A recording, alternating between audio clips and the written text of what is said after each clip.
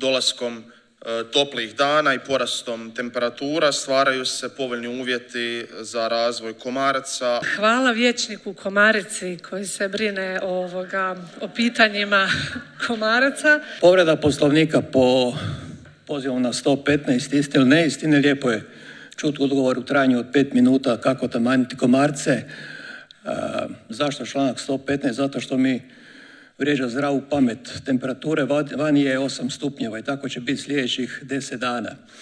Zanima me koje su to larve komaraca koje se mogu izleći na temperaturi 10 stupnjeva. Molim da nam pojasnite kakav je stav grada u vezi izgradnje tih farmi, odnosno podržava li grad Petrinja te projekte, ako da, u kojoj su fazi, koji su planirani kapaciteti, učinci na lokalno gospodarstvo, stanovništvo, zaštitu okoliša i postoji li možda mogućnost odustajanja od toga? Moram naglasiti da prema neslužbenim informacijama ta je prva tvrtka koja je imala namjeru ovdje investirati odustala, barem privremeno, od investicije. Kažem, nemamo nekakvu službenu investiciju, ovo rješenje je i dalje na snazi, odnosno bit će 2 godine plus mogućnost još 2 godine produžetka važenja, s tim da naglašavam da firma koja je sada aktualna i koja namjerava investirati na područje Sisačko-moslavačke županije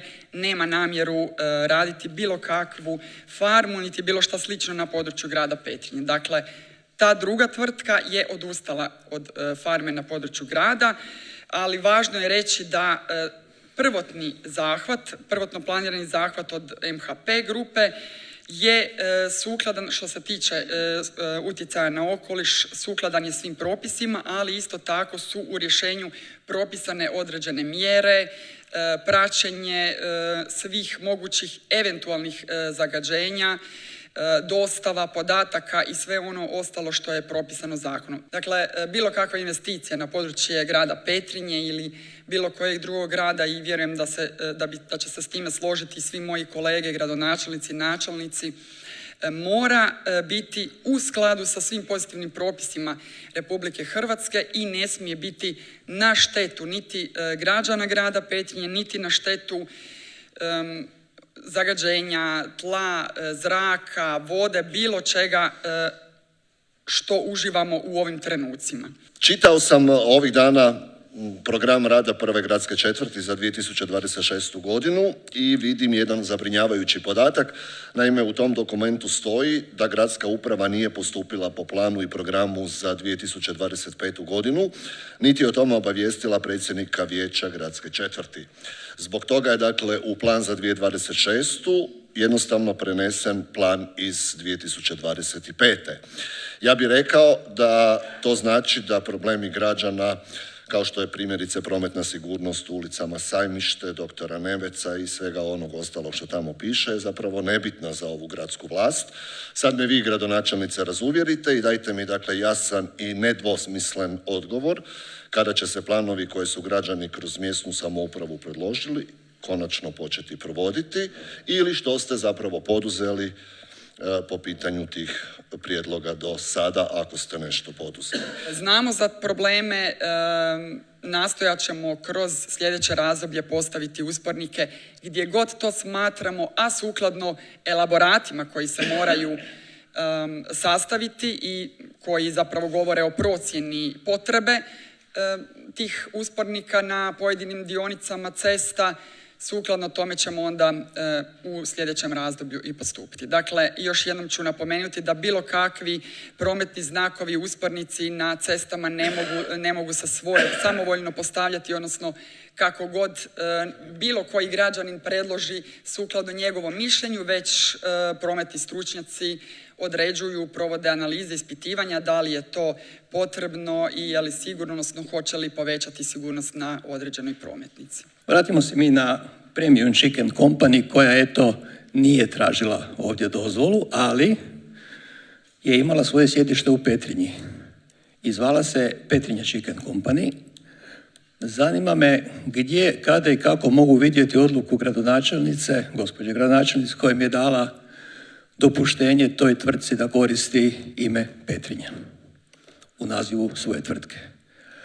Drugo pitanje, imao sam drugo pitanje, ali kad ovako slušam koliko se nervoze stvori radi jedne grede koja se 6 godina treba popraviti i kako se tamane larve na temperaturi od 8 stupnjeva, što smatram bacanjem novaca građana.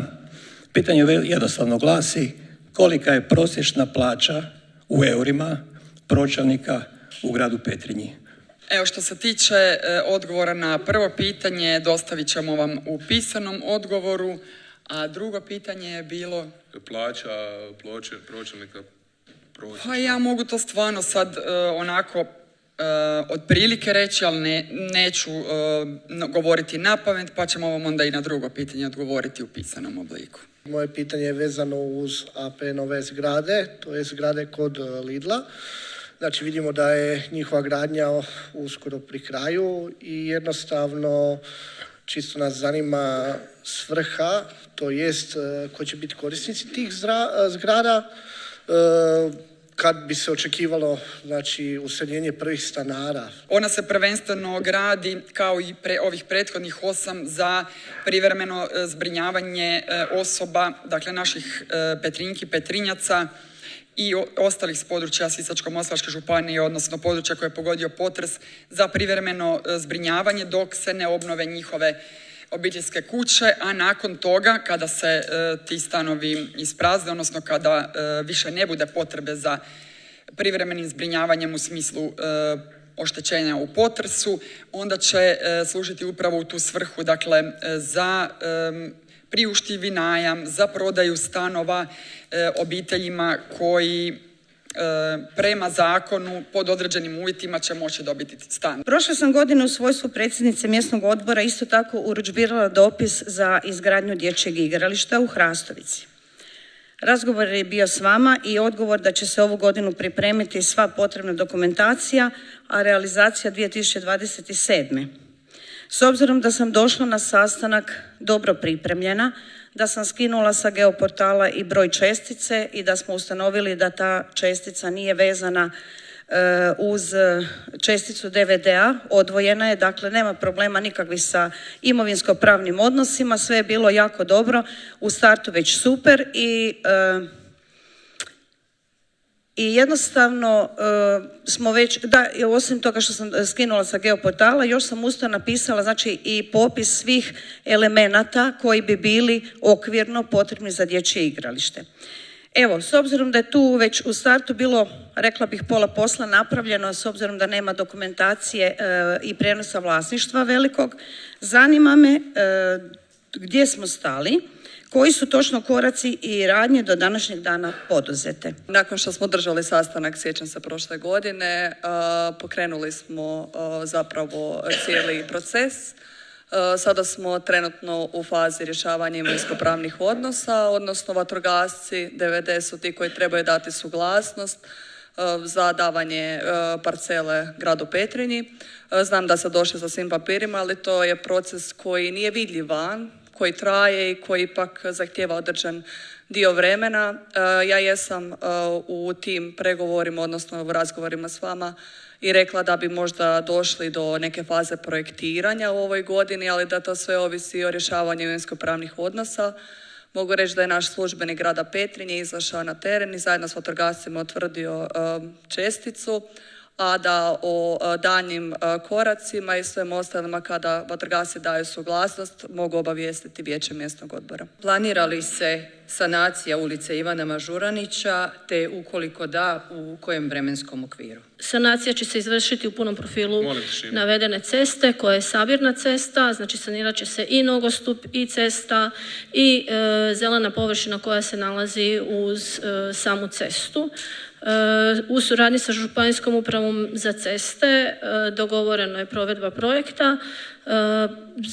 Županijska uprava za ceste započela je postupak javne nabave i očekuje se da će tijekom ovog mjeseca ugovoriti izradu projektne dokumentacije, a prema planovima koje oni imaju do kraja 6. mjeseca ta projektna dokumentacija trebala bi biti ishodovana i onda bi se pokrenuo postupak javne nabave za izvođenje radova.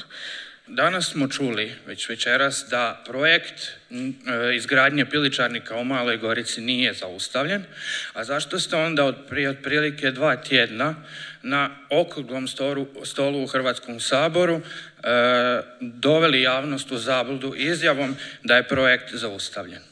Sigurna sam da i vi sami imate pitanja koja biste mi voljeli postaviti, a ovako je očigledno evidentno da županijska vijećnica daje nalog što da postavljate.